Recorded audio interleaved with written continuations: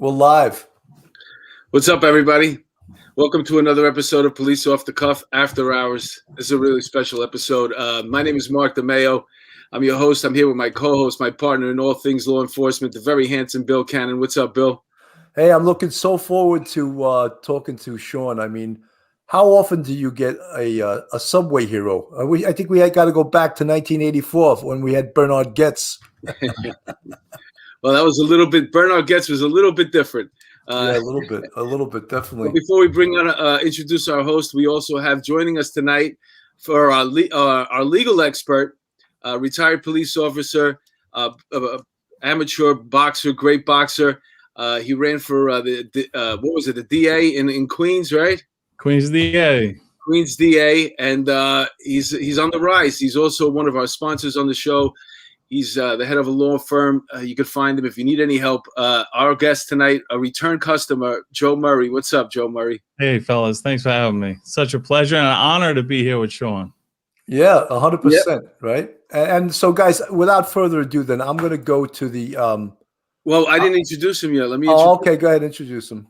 Okay, so just so in case you're not from New York or you didn't get the national news, on Wednesday, May 19th at approximately 10:10 p.m., on the southbound side of the NQR train, a lady was attacked by a male, and he was with a knife. He was stabbing her. He stabbed her several times. There was a commuter waiting for the same subway car, the same subway train. He took notice, and then he took action. He's not even from here. He's a Canadian. He was here on assignment. He works for the Canadian Broadcasting Company. He had worked a long shift, and where everybody else stood around to watch, this gentleman jumped in. He's a Mark, I hate to break it to you, but he's a native New Yorker. He was born and raised in Brooklyn. Oh, he was? That's why he was giving you a puzzled look on his face. Well, no, I just read. Okay. But he does work for the Canadian Broadcasting Company. Okay, I get mistaken for Canadian a lot. Well, let's introduce him then. A real New York hero, Sean Conaboy. Welcome to our show. Thank you. It's a pleasure to be with you. Sean, I'm going to go right to I want everyone to see what you actually did, and I'm going to have everyone watch this.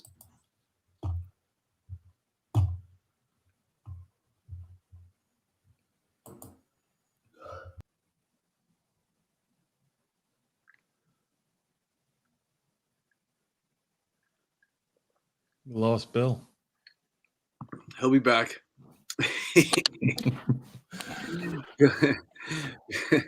So listen, I can't wait for the studio to open. Is that what's going to happen? Yeah, we got to do the studio. You did it already? Not yet, but we were down there. Ange was doing photos at the SBA office, but we got to get the studio. Let's do this live like we did originally. Sean, live TV is always better. Yes. Sean, Joe is talking about there's a studio downtown in Manhattan, inside Blue 360, where we began recording, and then all of a sudden, with the pandemic, we couldn't record there anymore. So that's how we to discover Zoom and then StreamYard and doing it this way. No, you got to keep it going. You're talking about like two retired cops trying to figure out, like how to run all this stuff, Yeah, and most I of the understand. time, it goes pretty smooth. We're learning along. Adding these videos, though. This time, a good Samaritan jumped into action and not only stopped We're not seeing it, Bill. catch the knife-wielding man.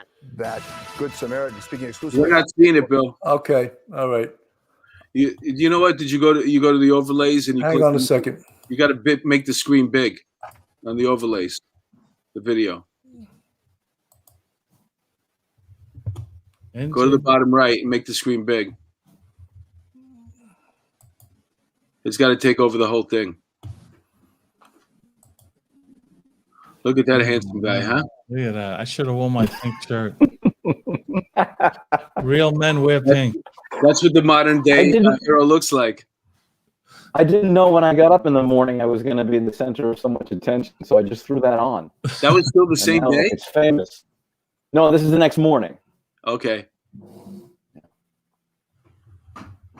So that's the knife, huh? Yeah. Wow. What the hell is going When on? did you first see it? I saw the knife from right before you see me run in from the upper left there, because he had flashed it almost. He raised it over the victim in a way as if to come down either in her back or on her chest or on her neck. Wow. And the knife, the size of the knife and the brilliance of the metal just looked spectacular under those fluorescent strips of light. You couldn't miss it if you're looking in the right spot. And it happened so quickly that I was already looking there, and I saw all of that, and I heard her scream. And it was, obviously very easy to put it together in a split-second thought that woman is being assaulted with a knife. I tell you, man, that's amazing what you did. You jumped in there like so quick, man. Sean, one of the things that, and I heard you speak and I heard you be interviewed a couple other times, is that you saw something wrong with this guy before he even struck, right? You were looking at his eyes and you could see he was a little bit crazy and you were very leery of him. You want to talk about that? Yeah, I wouldn't say crazy. I didn't like his behavior when I first came down onto that platform. I was there only 3 or 4 minutes before I separated from this person. He was casing another individual, a man, who was paying no attention to him. And then he came alongside me in a manner that most strap hangers find to be uncomfortable in proximity. And it was then that I noticed his shoes. They were, bright red. And instead of maybe making a provocative look at him at that point, I just made a note of his position, his body. And he had been sort of like circling, it seemed, that man that I first saw him casing. And I didn't like that look. The guy seemed to be oblivious to it, whether or not he was, and he was just afraid and was staring into his phone. I don't know. We'll never know. But when he stood next to me, my alert level went through the roof because it wasn't that crowded where we were standing. Where the event happened was more crowded, which is even more alarming. And then he crossed in front of me between that narrow space between the support columns, the steel columns, and the platform edge where they have that yellow board with the knobs on it to deter you from walking. He walked along that, and as he did, I looked at his face, which was covered from a mask and from a hat or a hood above, and I looked at his eyes, which were not looking in my direction yet, but as he did cross in front of me, he did look at me, which is not a normal thing if you've ever been in that situation waiting for training. I want to move further up the platform to be somewhere else. You're prepared to walk, be really, really close to somebody, but not actually stare at them. And he looked at me, but I was already looking at him. And I gave him a dirty look, if you can actually interpret that from a mask. I had a mask on. And my alert level then went up again, just about as high as it can go before something physical might really trigger a likewise response from me. And then he stood on my opposite side, on my left side. And he seemed to be pretending to fumble with a phone or to look at a phone. And I made sure that he knew I was watching his body. If I wasn't actually going to confront him, I was aware of his movements, his feet, his hands, and just his general position. And then he turned to walk away from me. And I turned to look and watch him as he did so. Even if he turned to look at me, now that's an open provocation. What are you looking at? You get that every once in a great while, and you can diffuse that. I'm not looking anywhere. It's cool. Sean, just to talk about what you did, that was a beautiful tackle. By the way, you took him down. It was beautiful. In fact, I had asked you when we were off the air if you studied martial arts, because you put him in what's known as a rear naked choke, which is prohibited for NYPD police officers to do right now. So when you think about someone using deadly physical force and the police that should be able to respond in kind are prohibited from using deadly physical force back because they could get arrested for a misdemeanor. These are the geniuses we have in the city council, the mayor, and the governor. These are the people that are governing us now. Yeah, I agree. And it's ironic that a citizen, a non-uniformed policeman or badged policeman vested with the trust of the police department to guard the community, was able to do that. And if a police officer had responded exactly the same way, would then have to jeopardize their own safety by using their hands on the shoulders or the arms where the knife is flailing. And I just made sure that there's no way in hell this knife is going to turn to face me, which meant there's no way I would let him turn to face me. Yeah, but I never knew what that hold was called. You got it's called a rear naked choke. It is very effective, actually. Clearly, like Bill mentioned, do you have martial arts training? I don't. No. Really? I don't. I'm surprised. No combat, no stage combat training, no martial arts, no wrestling. I'm very surprised. I mean, you're in good shape. Do you work out and stuff like that? Yeah, I would describe the two things that might have, been a factor in that is that I grew up in Brooklyn, and we used to scrap and wrestle and fight all the time. Not with knives, but you do want to win. You don't want to be punched in the eye or hit in the teeth with an elbow. And regular visits to the Equinox could not have hurt. Yeah. No, Sean, I also asked you off the air, and I want to know on the air. Did the mayor call you? No. No one from the city of New York called me. Of course he didn't. Did Cuomo call you? No. No, of course he didn't. What's the highest level of politician that called you? Was there a politician that called you? There were no politicians that called me. Wasn't there some public official gave you a call? Yes.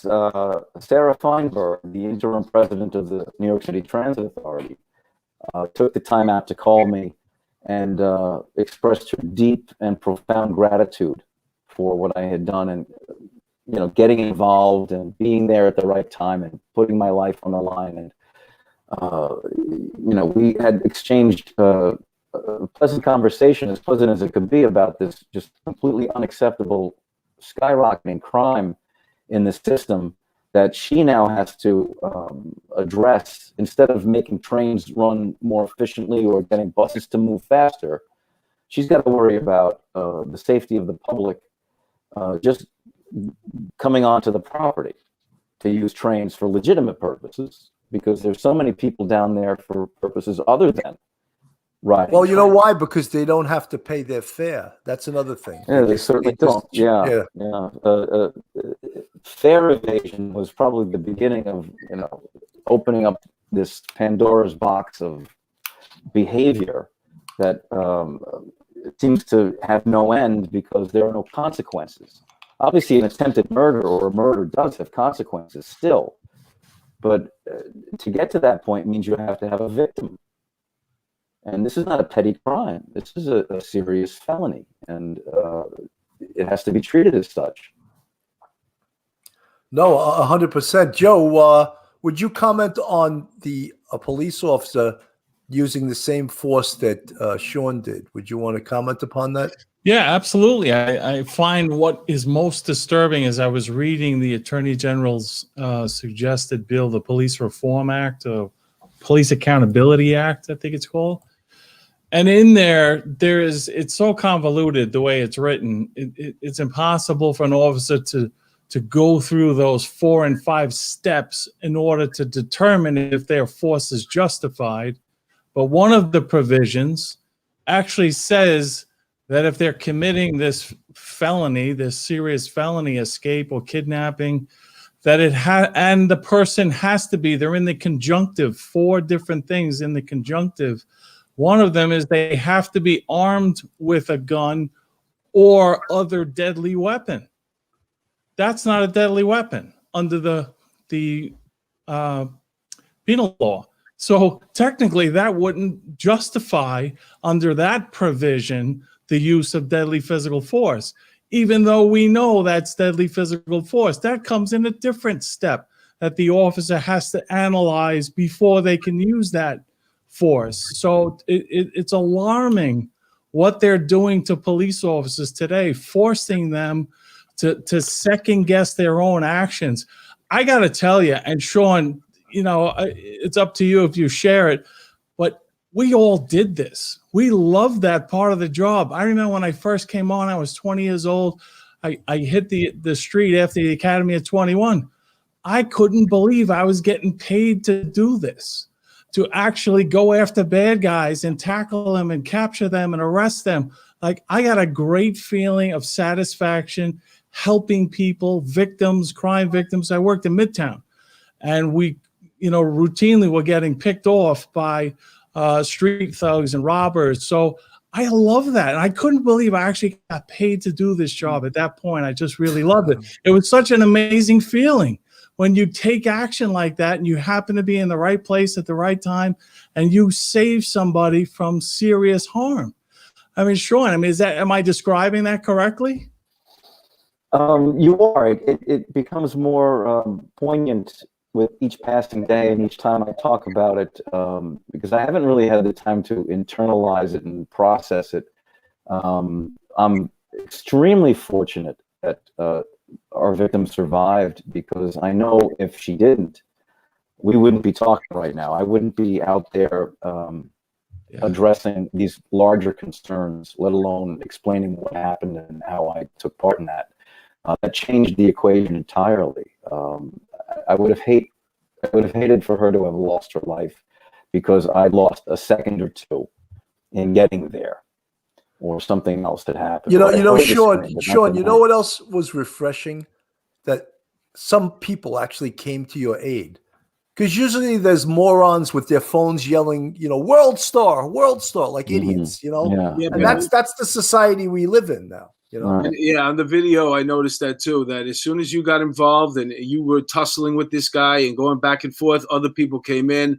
Some guy grabbed his legs, somebody else came in, people got involved. Right. I remember during that entire struggle that I was relying on my hearing, much more so than my eyesight, because my eyes were locked on the back of a person's head that's only a few inches away from me. And I did hear at one point somebody say, I got him. And I assumed that was someone else holding him elsewhere, out of my line of sight. And the video does show, that man came up and pinned the assailant's ankles. And then someone else had been up near his upper body, my upper body, and had been applying pressure to some degree, just in case this guy was able to spring up. But Sean, how seriously was she injured? She received 3 wounds, one of which was deemed a laceration, a deep laceration, in the neck and shoulder and clavicle area. I guess that's the upper chest. And luckily, they're not life-threatening. How long did it take for the 2 cops to show up? Was that video edited? Because it looked like they came right away. No. The entire thing, the entire incident, from the moment he attacks her to the moment he's in handcuffs, was maybe 90 seconds. Wow, that's cool. Oh, isn't that incredible? Isn't that absolutely incredible? Yeah. So you see him cross that platform with the knife, and then he disappears out of the picture. You anticipate that's another 2, maybe 3 seconds, and that's when all hell breaks loose. I was there in 5 seconds after that, and then the struggle occurs, and the police were called by somebody. Somebody must have gone up to the mezzanine and yelled for them, because they maintain a district office right at the top of the stairs. You couldn't have gotten closer. And they were downstairs in no time. And they pulled me off the assailant, because they didn't understand exactly when they got there what had happened. They didn't see the victim. They saw the 2 of us fighting, and they assumed that I was attacking that guy. And I was just with the officer you see in the video that pulls me up and manhandles me up against that column this morning. I went to that district office this morning, and I asked for her, and she was there, and she came out, and we hugged, and we exchanged really, a profound sense of relief that Sean, you're lucky all it work wasn't together to get this. Officer Murray back in the day. He would have jacked you with his Coca-Cola. I was, I'll be honest with you, two things. I was waiting for another assailant to do something like that because my back was turned. And then when the police did arrive, I wasn't sure if I was going to get arrested because I wasn't sure how they would have interpreted what was happening there. But somebody yelled out when I was in Officer Ponte Kelly's grip, he's not the guy. He's not the guy. And she immediately understood that this man on the platform is the guy. And it wasn't clear right away because the knife had been kicked out of his hand while he was prone on the platform beneath me. And somebody had kicked it out of his hand, whom I don't know if we ever see them in the shot. Did you see that? Did you see the knife getting kicked out, like for your own safety? No, because you had to be trained in on that. No, like I said, my eyesight was zeroed in, tunnel vision, like on his neck, the back of his head, his ear, his face, what I could see of his face, and I relied completely on my hearing to know that that knife is now no longer a factor. Good. And I heard the knife just shoot across the platform. It just made an unusual sound that metal will make when it's on tile. And then there was nothing. And then crash, it hit the roadbed. And, you know, I've never heard those sounds before, but I obviously was able to determine the knife is gone. And Sean, it was at that point that his body relaxed. He actually stopped struggling then. Do you know what his status is? Is he still in? Did they release him? What is his status right now? I know nothing about the assailant right now. Okay. So he went to Bellevue for psychological evaluation. Yeah, I understood that both he and the victim went to Bellevue. I'm not sure if that's accurate because I asked, where's the victim? And well, I mean, Bellevue's a big place. Bellevue has this a hospital that's Bellevue. They also have a psych ward that's Bellevue. And they're separated by a couple of blocks, really. Like right, that's true. Yeah, and it's fairly close to Union Square, so it makes perfect sense.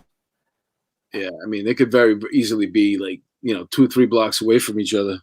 Yeah. But I tell you, Sean, that really it was an amazing thing that you did. It really was, and I can't.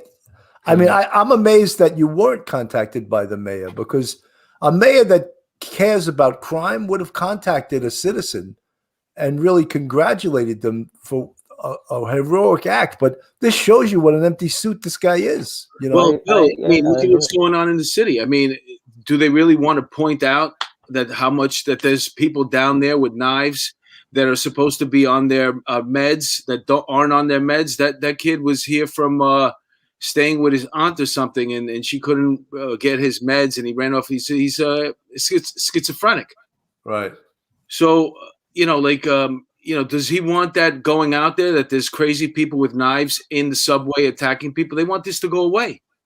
What happened to Thrive NYC and the $1 billion+ that was dedicated to assist these people to actually help them or prevent them from doing what this man did? Who knows, man? I mean, that's. And wouldn't he at least try to explain that, even if he's not going to call Sean, at least explain how this obviously disturbed person was on the subway, was not in treatment? Did Thrive contact him? Did they have any contacts with him along the way? I mean, how do we know what this program is doing, this $1 billion program that his wife is running? How do we know the effectiveness of this? Like, why don't we hear, hey, okay, this is somebody that we've been following in Thrive. He's been getting treatment and counseling.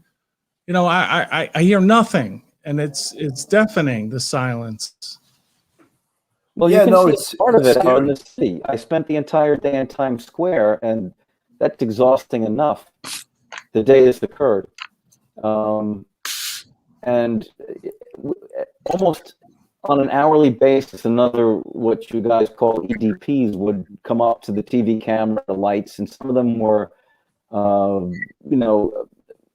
amusing to some degree, but a little bit unnerving, right? To, let's say, a tourist family who just wants to be there and soak in New York, and then they have this unhinged individual. And then there were some people who were downright hostile, and they were clearly people who have severe mental disorders, and they're running around up there. sometimes almost naked.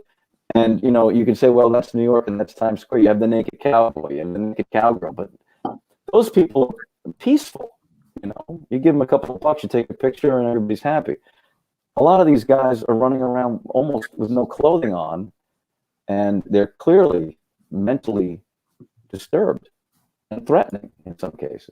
And what's the chances this guy actually paid a fare to get inside the subway system?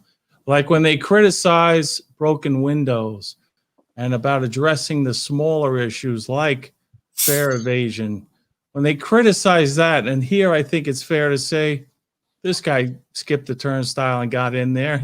He's not, perhaps not even coherent about, his state of being. But however, that should be addressed. Government is here to protect us. And if there are people in society that are causing a danger to themselves or others, they need to be removed from society. Plain and simple. When all these units were working together, there was people that are they're just like cancers to the neighborhood, but they would get in the system, and they were constantly in the system. They'd either get arrested and they'd be gone for a week, and then they have a chance to see a doctor while they were there, re-up on their meds. Maybe they get back out, and the next time it's a month or 2 months, but they were constantly going through the system. So, these people were gone for a little while, and while they're gone, they're getting treatment. Right now, they're just out there, responsible for taking their medicine on their own. A lot of them aren't, and this is what's happening right now. They just don't. They're not responsible to go anywhere. They're not worried about getting locked up, and people are looking the other way. All the things that used to be able to stop and talk to somebody about, the urinating, the marijuana smoking, the defecating. Open container, all that stuff is gone. But they say broken windows is a myth. It didn't work. It's useless. It's actually racist. I mean, I don't get it. How you look at something as simple as this. Here is the proof, guys. I don't think this there's a is why we need it. I don't think there's a cop that worked during that time that will tell you it went a little. It kept going too much. They should have taken their foot off the pedal, off the gas, and cruised for a little while. And I always say it was the third term when Bloomberg got it. They never chilled out with it, and it just became part of Comstat. We talked about this 100 times. The UF 250s, the stop, question, and frisk reports that you had to fill out 5 a month. It just became too much pressure on these guys, and that's what was the downfall of it. But it did work. It did work, and at some point they're going to have to do something, recreate it, but it's going to be the same thing. Exactly. I just got to shout out to some of our people in the chat. Richella Pranzo, of course, Janine Goodwin, Peter Pranzo, Harlem Raiders, hoorah, Missy K at the Whiskey, Danielle Colby, Princess Mitch, Missy Q. Who else we got here? Oscar Ferrafino, Stephen Colon. Trying to look at Jamie Pimentel, Danielle Colby again.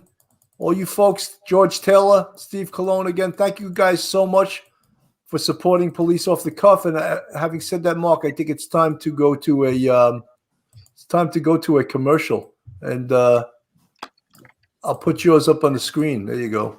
Hey, what's up? Listen up, guys and gals. You know that we are sponsored by the best hot sauce in the world. Coffee. Silk City hot sauce is made with small batches using pure ingredients. Locally grown peppers are the foundation of every bottle of Silk City hot sauce. I just gave Bill his batch. I'm curious to know if he's tried any of them. They are fantastic. They're healthy. There's no after. You're not burping for an hour afterwards. It's all great content in there. SilkCityHotSauce.com. If you use the coupon code OTC, you'll get a 15% discount. And check it out. I guarantee you're going to love it. I have it every day. You guys think you're getting sick and tired of the high taxes in New York? Carol Waters, Realtor. She's down in Myrtle Beach, South Carolina. You can contact Carol Waters, sellsmyrtlebeach@gmail.com. She's part of the Beach Realty Group. And She used to work as the Fitzpatrick Hotel bartender for 20 years in Midtown.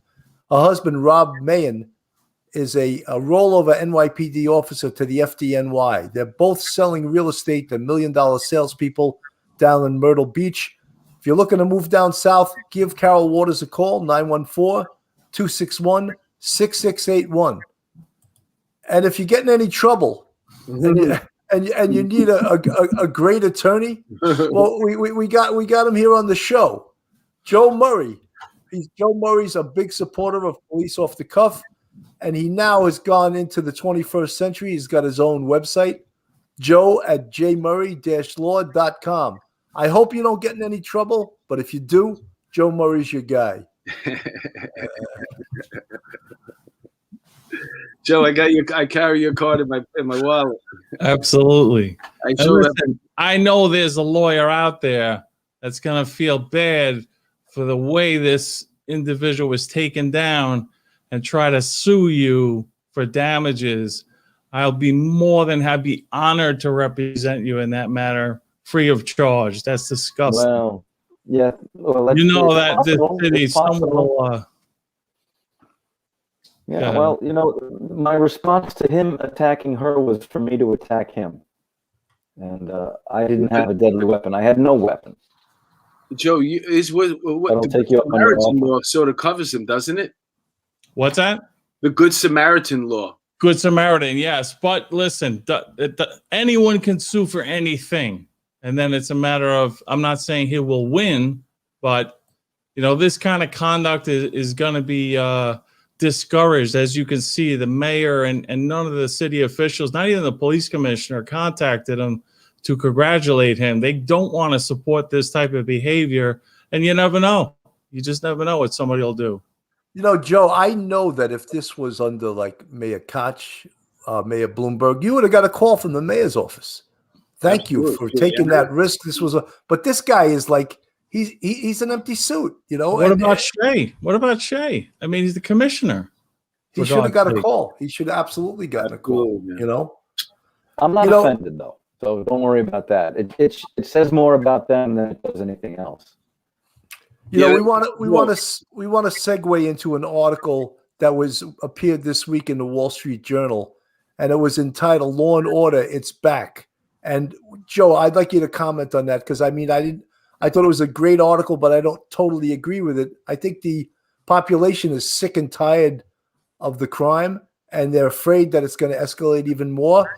However, you got Vance wrote an article saying that they're never going back to broken windows, and they're never, you know, they care more about the perpetrators of crime than they do about the victims. You're so right. And that was a feature of my campaign, that everyone is so focused on the defendant and the defendant's rights and the defendant's well-being and how can we rehabilitate the defendant and restore the defendant. What about the victims? What don't they matter? I mean, are we concerned about preventing crime and crime prevention?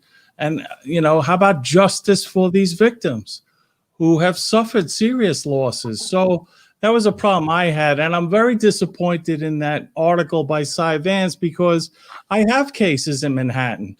I have a misdemeanor case right now that they're demanding my client plead to the charge.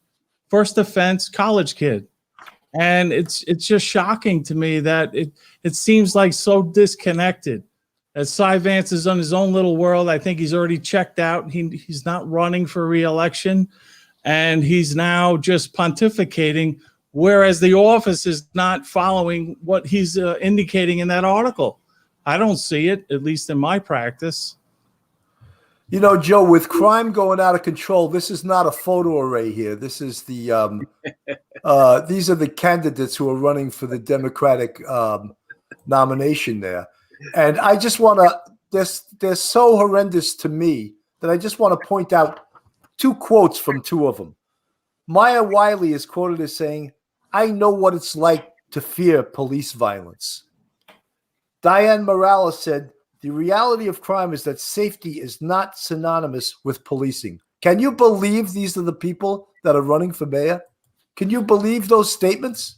It's really shocking, and it shows how out of touch they are. And it really raised a question with me when I read that new Police Accountability Act, because it's based on the reasonable person standard. Who is that reasonable? Is it a reasonable progressive standard? Like where are we going with this? You know, like if these people are the mainstream and this is their train of thought, we're all in trouble. If these people even have a chance of getting elected, we are all in trouble. Joe, Because one of them that is going to be one of that photo array is going to be the mayor. One of them. I have to say, out of all of them, the person I know the best is Eric Adams, and I did spend a lot of time with him, and I confronted him. You know, back in 2001, we had the Diallo shooting, and race was a big issue with our department, and I was pleasantly surprised by our conversations, and I've shared some of the articles that I wrote about it with you. So he's my hope that if Eric prevails, I think he's the most moldable person who, once he gets in the job, his instincts, having been a police officer and a police supervisor, may, you know, trigger him to use common sense. That's good. I appreciate you said that. That makes a lot of sense. I hope so too, man. But most of these candidates are defund the police school of thought. It's just shocking. Like I said, I panicked when I saw this Police Accountability Act and I saw the reasonable person standard. I'm like, my God, who is that reasonable person who believes that we shouldn't have police, abolish the police, defund the police, that we're better off without the police? That's the reasonable person who's going to interpret my use of force? That's outrageous. He's in the lead, though, right? I mean, Eric Adams is the projected winner. Well, it's June 22nd is the Democratic primary. So basically, because unless they're a horrendous situation, a Republican can't beat a Democrat in the city, for at least for mayor, the mayoral race. Don't count out Curtis Lee. I gotta say, like Curtis, I was always on the fence with, because you know, Curtis has been on the street. He's been doing this with the Guardian Angels for years, and their headquarters was on 46th Street, where we were by Bordeaux, and that was my fixed post there. So I got to know him a little bit through there, and that was the 80s. Like, this guy's been out there, so he knows the city. I was a little turned off that he was still, you know, he plays that like chooch kind of Italian, you know, do guy. And this is a serious position. And I wish that he would just be a little more professional about it, because he's got the skills. He's brilliant. He does go out, and he is like all the stuff that it like annoys me as being a New York City resident. He goes out and he's doing a video, and I'm like, yeah, that annoys me too. And there's like 4 or 5 different videos that he has out there. Let me ask you, just so if he gets Eric Adams, let's say, hopefully gets the nomination for the Democratic Party, and then on the Republican side, we have the Dominican guy, Curtis Sliwa, whoever wins out of there, right? Right. And then they're going to have to face off, right, for the election. And at that point right now, things could happen in the meantime, and you're going to have to answer up for what's going on in the meantime. When we're down to 2 candidates and you're going to have to vote, they're going to have to answer up on the spot. There's going to be a crime that's going to happen, and I'm telling you, they're both going to side on the side of law enforcement, because they're both going to want to win. Right. And that's what's going to happen. But guys, can I bring up a part that you only hit on Hold a on. minute ago about Cyrus Vance, because he's not running, and I would say as an important a race as the mayoral race is, it's the New York District Attorney race, because that's the standard by which the other DAs go, and they're all trying to outdo each other with their liberal bona fides to say decriminalize this, decarcerate that. And that's really where the effect is. I think we feel a lot of what we feel on the subway and on the street from the lack of the prosecutorial desire to uphold basic public safety. And Vance was a disaster for that, in my opinion. He actually, I don't know if he even wanted to go after Weinstein right away, but he did. And they love those big white collar things. But Weinstein's life doesn't affect me on the street or on the subway, or that poor victim on the platform.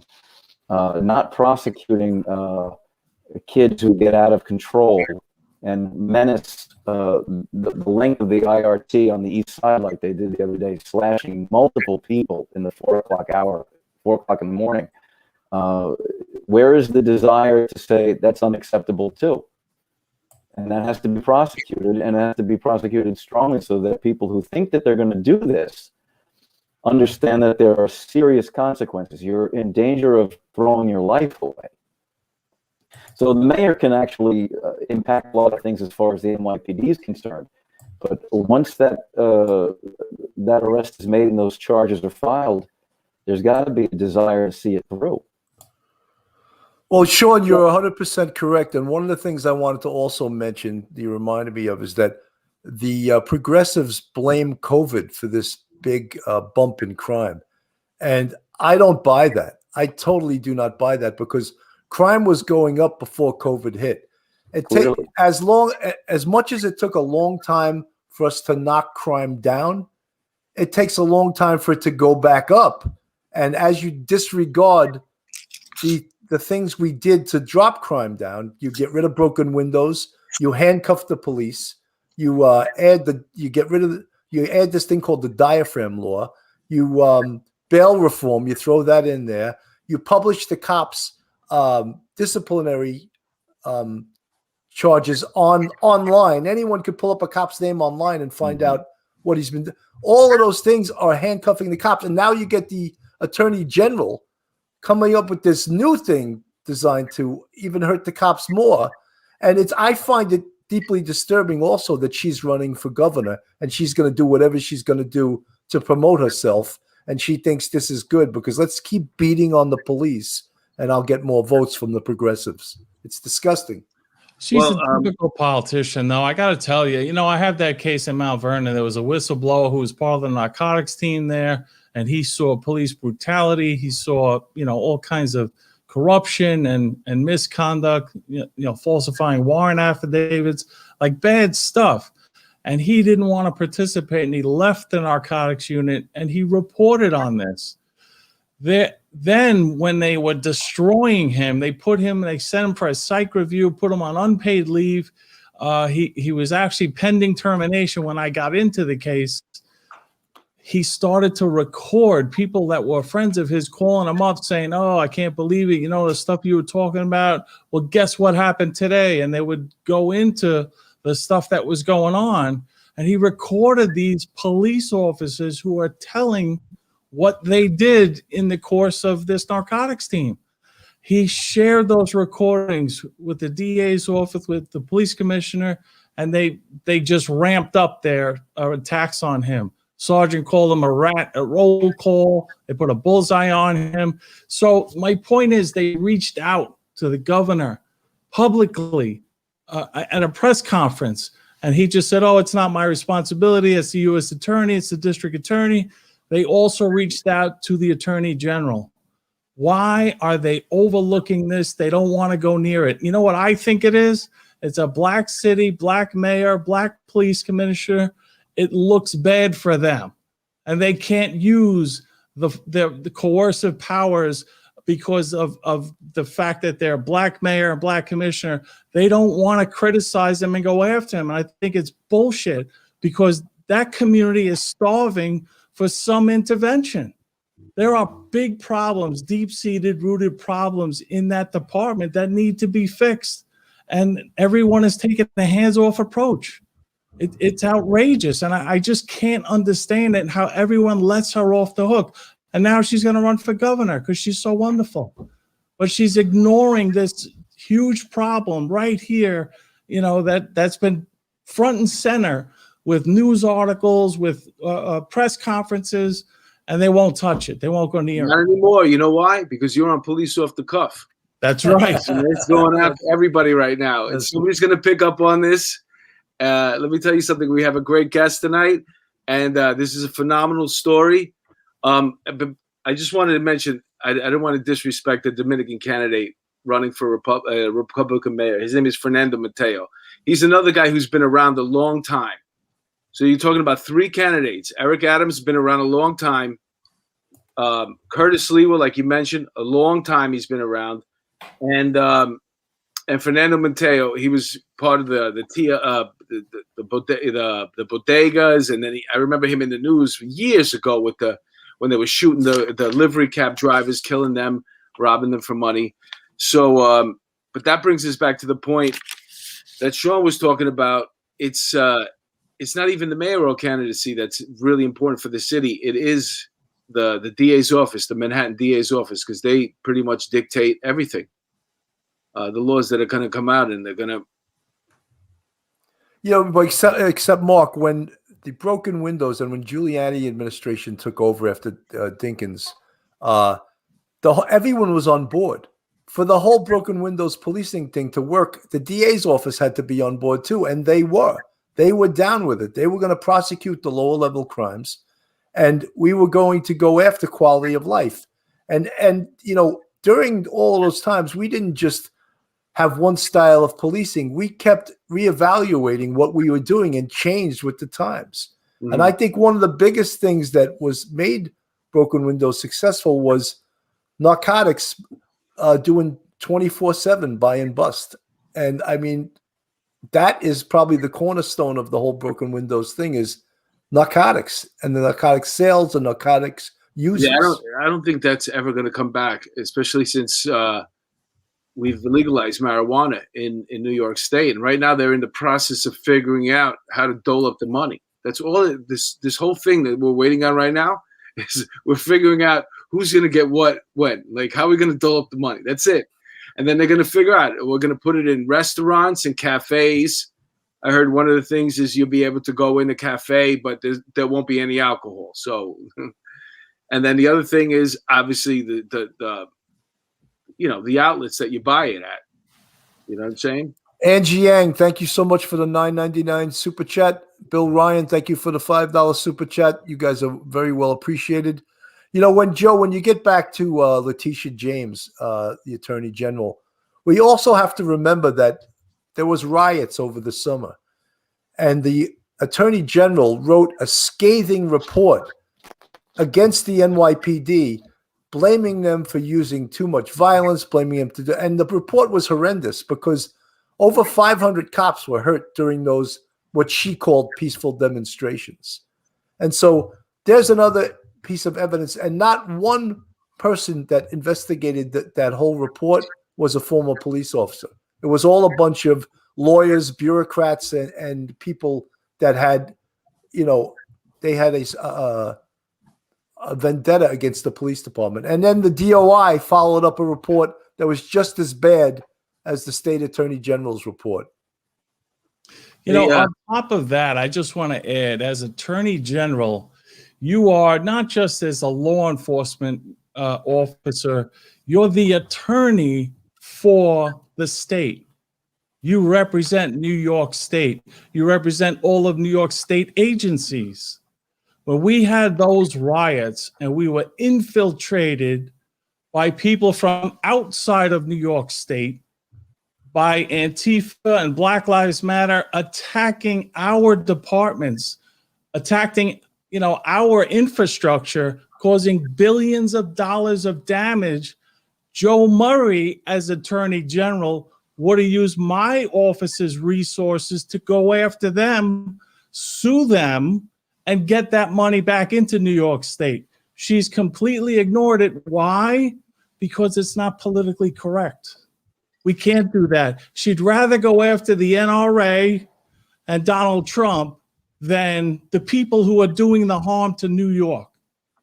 That's crazy. Well, Joe, I saw just the other night where they had some Palestinians attacking Jewish diners in a restaurant. I find that Cuomo and de Blasio barely mentioned it. I mean, that is horrendous. That is outrageous. That's a hate crime. And they barely know, yes, it's bad. Are you kidding me? That's your response? Horrendous. Yeah. Well, their response to just about anything like that is that it's quote unquote unacceptable. right? That's become the canned response to everything that they need to show a public disdain to. But I think it's becoming unacceptable to just say it's unacceptable and do nothing. Me too. Until it happens again. Next, they're going to say, behave yourself. Yeah, well, they should go back to the schools then, because we go back to those protests that Letitia James wants to call peaceful. They may have started out as peaceful at 5 p.m., but by 9 p.m. they were open riots and looting with bottles and bleach thrown at the police. And I was there as a cameraman. I saw quite a lot of that. And the NYPD showed tremendous restraint most of the time. Until, of course, something triggered a response, which had to happen. When an officer gets a bottle thrown at them, then that's sufficient to respond. And if they have to get tough, they get tough. If they have to put the wire ties on people to stop them from continuing to harass traffic drivers, to stop smashing store windows, then they have to do it. That's the part that's never in the equation. That's the part that the politicians and the Attorney General in this case are not even acknowledging.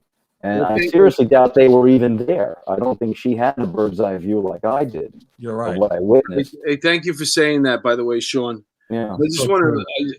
I don't know if you're aware of this, Sean, but I'm a pretty successful stand-up comedian, and I have an album out. I can see that out soon. And at some point, I'm going to blow up and I'm going to make a lot of money. I'm going to need security. And I'm offering you right now $150,000 to be the head of my security. Well, I'm pretty good with the eyes. I have a very sharp eye. I love the story. I love the way you kept your eyes on him. Yeah. I love the way you watched his hands, the way you watched his feet, his body position. I love all of that. That's exactly what I'm going to need around me. So there's others who are more qualified. Since the riots last year, I always get a security person to shadow close security. So in New York during the summer last year, during the protests and riots, in Minneapolis during the Derek Chauvin trial, and these guys are really highly qualified. They're U.S. Army, they're Israeli Secret Service, British, UK paramilitary. They have far better qualifications than I do, but they're only one person, and you've got to stay alert because there are other people who can use that against you. Now that you bring it up, Sean, since you're out there and you're a cameraman and you're going to all these places, do you have a fear? Because I noticed that there's a lot of journalists getting attacked, going out and covering these riots and these other just crimes. Yeah, to some degree. I don't work with the fear. I acknowledge it. In Minneapolis, I was dispatched with a bulletproof vest and a gas mask and a helmet.